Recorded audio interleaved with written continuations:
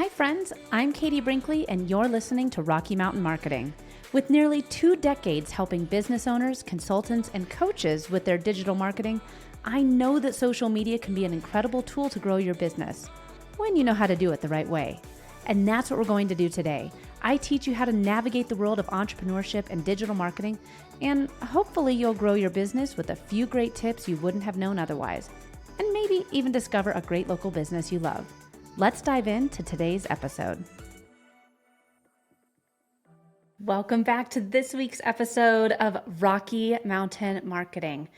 One of the biggest struggles I had with my business was letting go.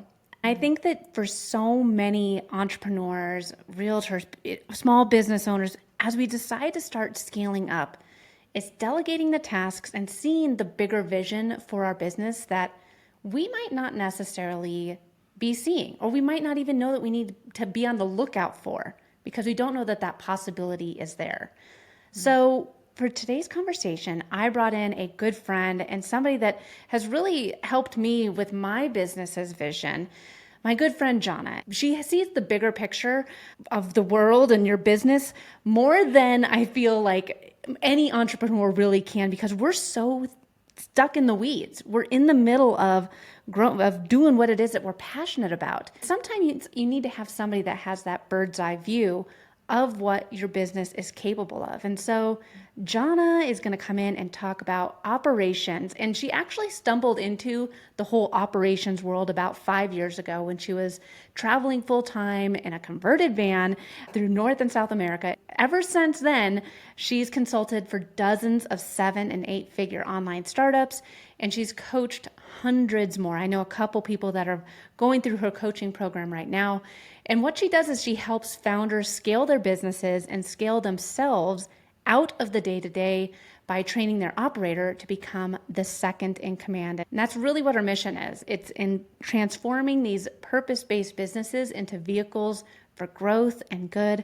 Jonna, I'm so glad that you are coming onto Rocky Mountain Marketing today and talking about how we can really see the bigger picture for our businesses. So thanks for joining me on Rocky Mountain Marketing. Katie, I am so excited to be here. I feel like this has been a long time coming. It is. And you know what's really funny is it took you doing a Facebook post saying, hey, who has some podcasts? And I was like, oh my gosh, you haven't been in my podcast. We've just talked so many times that it escaped my memory of like, you've not even been on the show. I've been keeping you all to myself, Jonna. So I apologize. It's the power of social media, right? That's what we are all here to talk about. Exactly. Well, and Jonna, in your introduction, you came into this about 5 years ago, and you have a knack of really seeing the big picture when all of us are kind of like, you're wearing 3D glasses while we're wearing like those patches for the eye test, you know. So I want to just talk a little bit about how you came into this operations world. And then I want to talk about how you're really helping business owners with that bird's eye view, helping us see the big picture that we didn't even know was possible. Yeah, totally. I love that you are starting out with these kind of 2 topics, and we're going to bring them together right here at the beginning. Like, what does operations have to do with a bigger vision for my business, right? Because on the surface, maybe these 2 things are pretty separate. And this ties back to how I got started. So as you mentioned, I was in this van. My boyfriend, who I was traveling with at the time, was scaling up his first business. It was a digital marketing agency. And so I was watching him grow this thing, like literally 2 feet across the table from me every single day, watching him like go to work on this agency, trying to scale it up. And, you know, as you do, you weigh in, you talk through problems, you know, advise. I don't know what I was doing, but you talk about it. And over the course of months and years, it became really clear to me that what I was seeing in his business, the things that felt really obvious to me, giant neon signs in his company saying, hey, problem this way, he was not seeing that at all. He wasn't seeing it at all. And I was so confused by that, but I didn't have any background experience to know what was going on there. Through a series of odd events, I stepped into his business to help what was supposed to be for 30 days, fill in for somebody who had just left, and ended up becoming that company's COO. Because when I got into his business, the problems were everywhere. The gaps were everywhere. The inefficiencies, the things that were holding the business back were so blatantly obvious to me, and he didn't see them. And so what I learned over enough time is that there is a very specific lens that operations brings to the business. It is a totally different way of looking at the exact same set of data and pulling out, not here's where, the next sales opportunity is, here's what the next marketing offer could be, but here's where the bottlenecks and inefficiencies are causing massive leaks out of this business. And here's what's holding us back from being able to accomplish our highest potential, highest growth, highest impact. And so in terms of what I do for businesses, it's that all day, every day. I work with business owners like you. I get to sit down, ask questions, and help diagnose. These are the bottlenecks that are holding you back from accomplishing this major vision. And it's so challenging for CEOs to see that for themselves because it is a fundamentally different way of looking at the business. And while your business absolutely needs your way of looking at it, the visionary way, the CEO way, it also needs the operational lens. And so few CEOs bring that skill set in or recognize that when they are hiring in a project manager or an executive assistant or maybe an ops manager, you're not just hiring a skill set, you're hiring a fundamentally different way of looking at your business. Take advantage of that. And that's one of the things where, you and I have sat down and talked about multiple times, and I was keeping you all to myself. So sorry, Jonna, I was harnessing your powers. But that's one of the things you're like, well, Katie, it is just having somebody that thinks about things differently. Yeah. Seeing your business because, and I don't even want to say it's like left brain, right brain kind of thinking, but there's different things that you're looking for than what I was looking for. Exactly. And do you see that a lot with entrepreneurs, the people that have started the business? They're just missing that one way of thinking, or is it something that like mostly like in creatives that we're missing? Mm-hmm. That's a really good question. I think it is not specific to the CEO visionary brain. I will give you this example. In my own business, literally this happened a month ago. I was working off in a silo in a project in my company. I'm operations chick, right? I know how to operationalize. I should be able to operationalize myself. And a couple of months into me being on this project, my operator stepped in to just like take a look at how I was doing. I was like, Jonna, what is this? This is a mess. And I was like, oh my God, you're right. I didn't even realize, right? So it has nothing to do with whether you know what operations should look like or not. It's not a knowledge gap. It's not a skill gap. It's two such fundamentally different hats. It's two fundamentally different lenses that even the most operationally savvy CEO in the world will miss it because your business needs you to be showing up as the CEO. It needs you to be looking for opportunities and the next revenue drivers and generators and keeping an eye on that big picture vision, right? But not knowing how to get there. The operator's job is to take that vision and reverse engineer into, okay, how are we actually going to put this into execution? And it is such a different way of looking at things that it's really quite impossible to wear both hats at once, even if you know exactly what the operational hat should look like.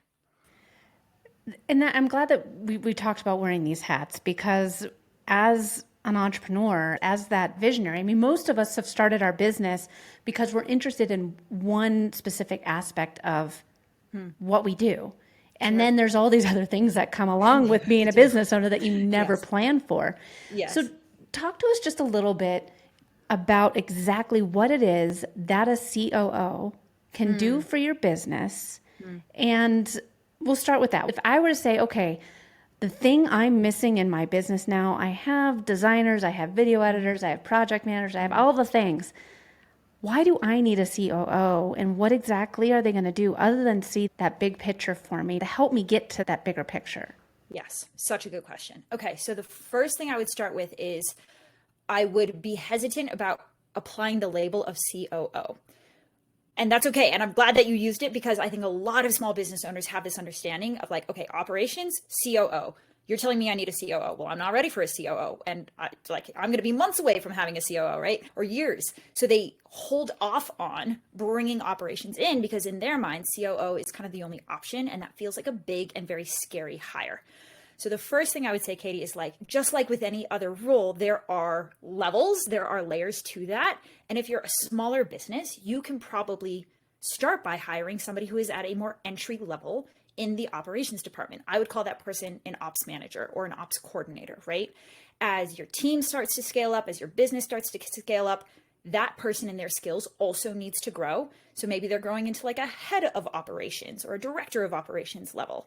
And then after that, we get to COO. But I talk to small business owners all the time where they're like, all right, I've got a team of 4 people. We're charging towards like our 7-figure run rate. I'm ready for a COO. I'm like, dude, slow down. You really don't need that. You don't need that level of expertise yet. Your business just needs an ops manager. And the great news is those are way cheaper.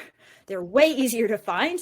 They need way less skill and experience that they're bringing to the table, but they're the exact match for what your company needs today.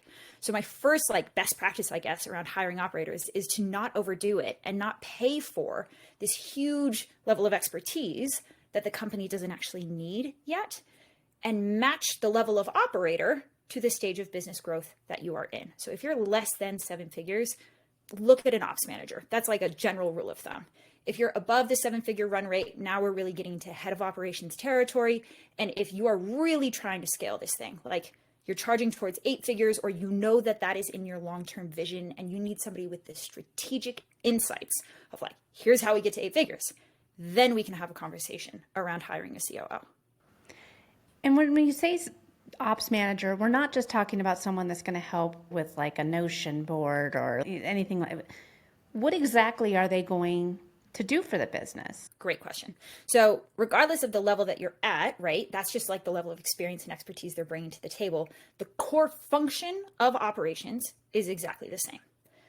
If your business is a bucket and sales and marketing is water being poured into the bucket, right? That's revenue coming into the bucket and the water line is increasing. That's how we grow. Your job as visionary CEO is to focus on the water being poured into the bucket, right? New products, new offerings. Generally, most CEOs stay in the marketing and sales role because that's their zone of genius. It's what you're best at. It's what you love to do. Fantastic. Your bucket, at every stage of growth, has little gaps and little leaks and little cracks, and water is leaking out. When you're really small, the bucket is small, the water is not that heavy, the leaks are not that big. As you scale, the bucket is getting bigger and the leaks are getting more and more costly. The job of an operator, whether they're ops manager, head of ops, COO, very simply is to identify and close the leaks. Here is where money is leaking out of this business. Here is where time and energy and potential are leaking out of this business. And the leakage is becoming so extreme that you're putting all of your time and energy into pouring more water in, and all of that water is promptly leaking out of the gaps. The net level of water is not moving anywhere, or it is starting to grow way slower than it used to, right? The job of operations is to find and close the leaks so that all the effort that you're pouring into it can actually be put to good use, increasing the water line. Does that make sense, Katie? And that's where the different lenses come in. You as CEO, you're not focused on the leaks. You're not focused on the gaps. You're focused on pouring more water into the bucket. That's where your focus should be and needs to be. But the leaks are still there, whether or not you see them. The gaps are still there. So it is that unique operational lens that says, here's how we're going to get to where we go as efficiently as possible, which means we have to close these leaks so that all the work and energy you're putting in pouring more water in doesn't just promptly leak out the sides and we're left exactly where we started. If you don't realize that you have a bucket that's leaking, it has a pinhole leak in it, and you might just think that it's like a drip falling out, or you don't even realize it. Yep. When do you know when it's time to hire this person? Because it's hard to figure out, like, okay, well, I'm at 6 figures and I would like to be at 7, but is that unrealistic? Shouldn't I be focusing on bringing in this type of person first? How do you know when you're ready for an ops manager? Or, I mean, you gave us the different levels, but we'll just start with an ops manager. Yes, such a good question. And what I just said is like inherently contradictory, right? Like you can't see the leaks, but you need to bring in an operator to fix the leaks that you don't even know are there, right? So this is the whole issue, and why business owners, in my experience, wait way too long to hire operators is because of that exact issue. So the rule of thumb is helpful, but here's what specifically you will start to see in your business that is a leading indicator that you have leaks, you have gaps, water is pouring out. I always say the role of operations is to optimize a company's use of its core 4 resources. Those resources are time, energy, money, human potential. These are the things that go to work in your business every day. And they're either ROI positive and the business is growing, or they're not. Where operations steps in, or where you know you'll need operations to step in, is when you start seeing issues across these 4 resources. So time, mostly your time, Katie, you, the visionary, the CEO, right? Your time is being spent on the really low value stuff. Your time is being dragged into the weeds of the business, solving client fires and doing the small things, right? Like sending invoices and answering client FAQs and answering maybe team questions. Like your team is coming to you again and again and again. And these are really small questions, but for whatever reason, I don't know, there's no one else but me. I have to somehow be stepping in and doing all of this low level stuff, even though I know I should be working on my business. To your point, right? Like I'm so stuck in the weeds that I can't even see the big picture vision. That's a problem because you're the only person in your company who has the vision. That is your job always. And if you can't do your job, then the company is left directionless. So you'll see your time being spent in a way where you're not showing up as CEO. You're showing up as a designer or a creative or an account manager or a salesperson, doing frankly all the things except for being the CEO of your business. Major leading indicator. You're smiling and laughing.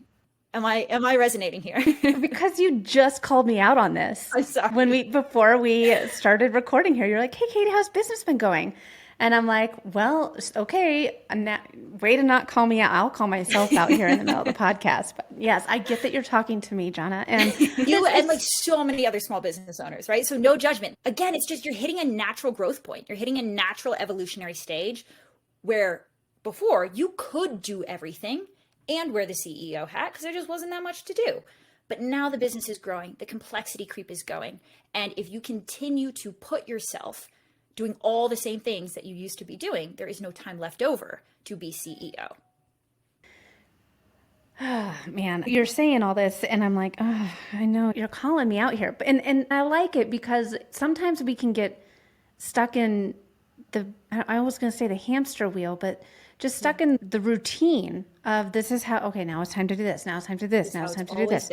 But then if you want to scale, how are you going to find that time? Or, okay, well now I just was saying I'm launching my boot camp and I need to do some more promotion, but it's already at this time of the day. And I'm like, for my social media post, now my stuff's got pushed to the back burner. And I mean, you're saying exactly all the excuses that I literally have said today. Yes.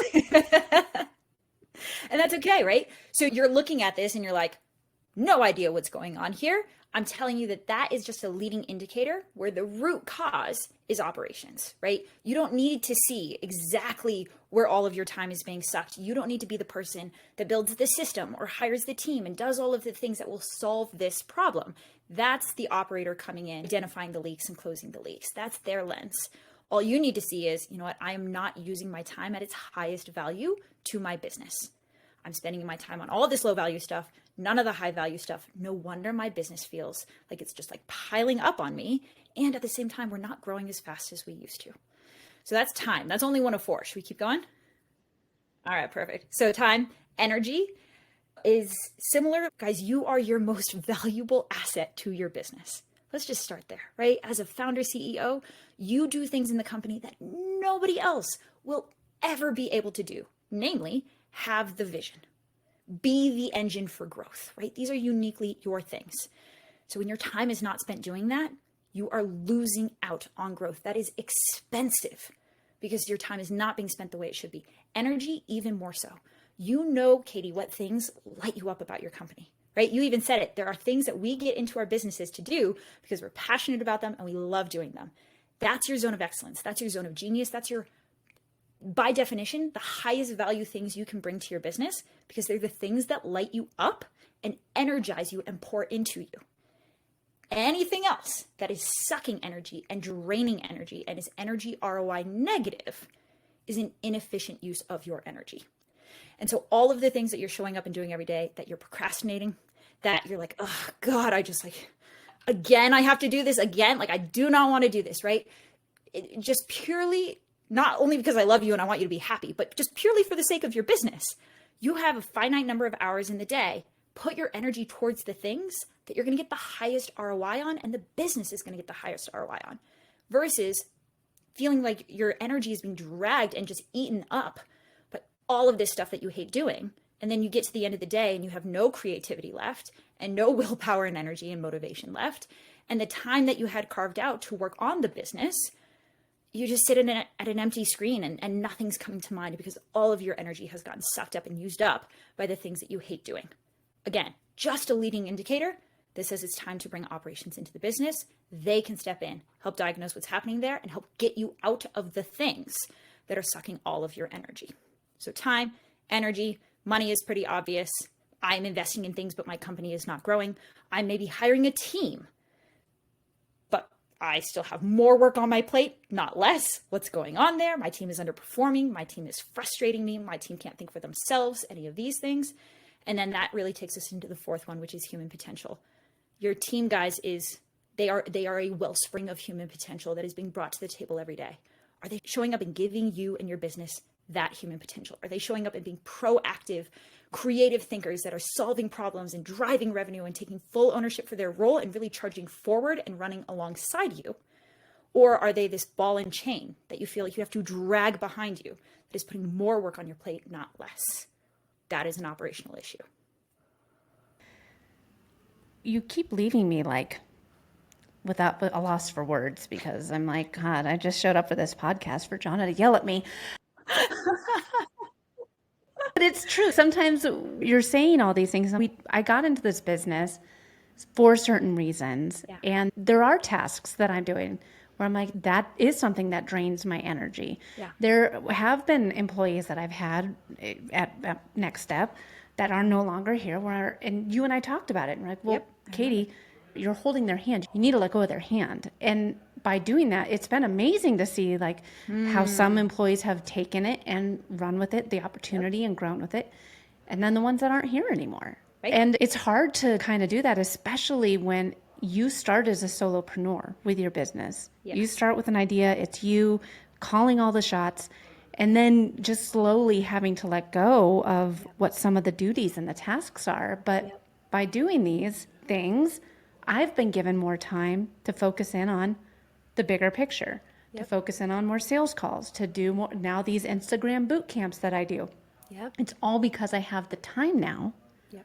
because I have my team in place and they're able to do things on their own. I'm not having to babysit them. Exactly. You keep saying bring in an operations person.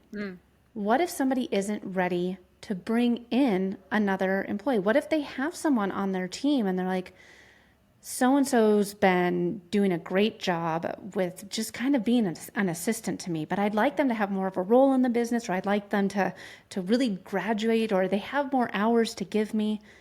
Is there a way to like kind of identify these people that might have that lens that you so nicely put it? Or is there like a certain type of like training that they can go through? Oh my gosh, Katie, you're teeing me up so well. Thank you so much. The short answer is yes and yes. We see this all the time, like all the time, right? Operations, again, it's just a lens. It's an underlying way of looking at the world, looking at the business. I call it level 3 thinking. And the simple explanation for that is that it is systems analysis. Your operator is showing up to your business, fundamentally seeing it through the lens of here's where I see gaps, here's where I see room for improvement, here's how I see things fitting together and not working well together. Talk to any operationally talented person, somebody who has the operator DNA. And they will tell you that, like, yeah, I love making things work better. I see businesses as a puzzle. I see them as a group of systems working together that I am able to fiddle with, right? It's fun for us. So that's the operational lens. And you will notice it if there is a member of your team who is consistently, it sounds counterintuitive, but they're consistently identifying problems, right?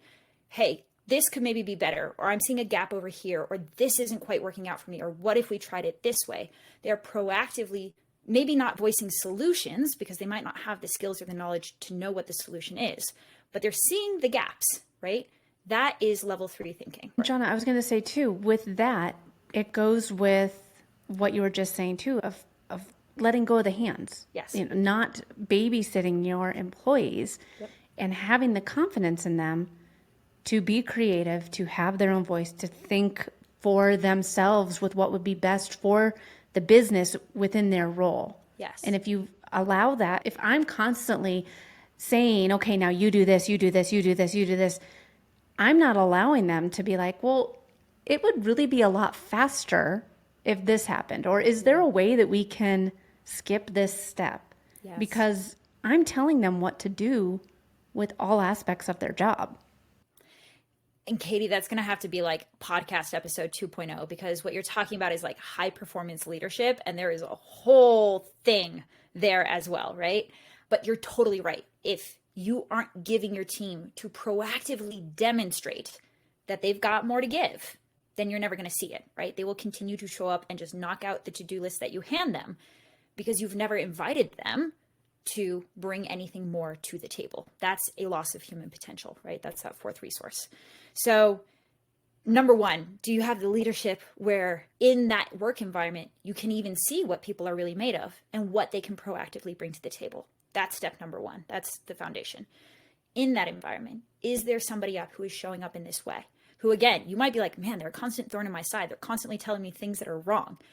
But actually, that is their unique genius, and they just don't know how to transform that into something value add. That person might be an amazing operator. We see executive assistants, project managers, office managers, account managers. We've seen people out of sales departments, right? Like, it's pretty agnostic where operational genius can show up. You're just looking for that same leading indicator, which is, are they constantly seeing how things could be better? And then, to your point, cool, they're bringing me a bunch of problems, but they don't know what to do with that, and I don't know what to do with that. How do we close that gap?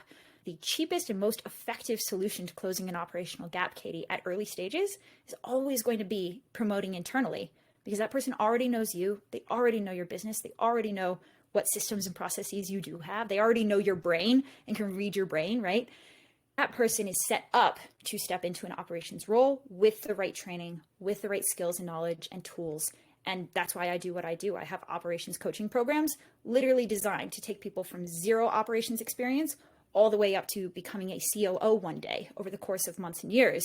And we walk them through that entire journey and give them every single tool and skill and knowledge set that they need to effectively turn around and implement that within your business. Well, Jonna, I think that you and I need to have another I think we do. talk offline and another podcast episode about good leadership, because that was one of the things when we talked last time that I didn't realize was inhibiting my team. And, I say I work with my team. They don't work for me. They work with me, because it is a team project to get all this stuff done. And by me, I was actually the bottleneck in it. And I think you actually just bluntly said, Katie, you're the problem. You need to stop holding everyone's hand.